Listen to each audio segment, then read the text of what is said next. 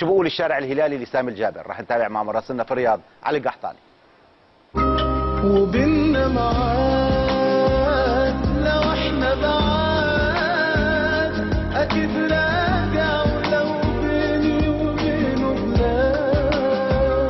وبيننا معاد لو احنا بعاد اكيد راجع ولو بيني وبينه. والله كذا بين نارين، ما ادري يعني انا افضل سامي هناك وافضل عودته، فصرت كذا بين نارين. فالافضل انا اقول انه قد سنتين او ثلاث هناك، زياده خبرات، وباذن الله هو بيرجع هنا. هو يرجع. تبغاه كمدرب ولا اداري؟ لا كمدرب باذن الله. اكيد راح سامي اثق كثير على الهلال.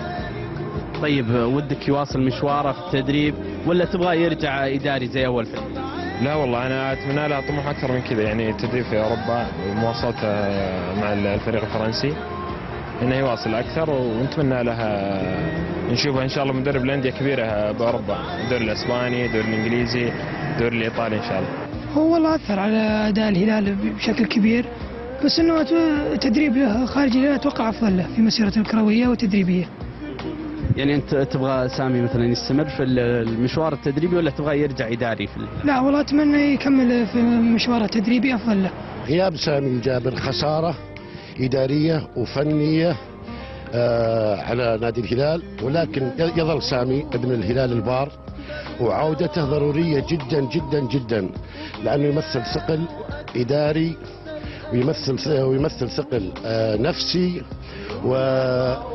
وسامي الجابر مؤهل ان يكون هو المشرف العام على جهاز الكره، ومؤهل ان يعود مدربا للهلال. لا والله اتمنى في اوروبا عشان ياخذ خبره، بعدين ان شاء الله يرجع.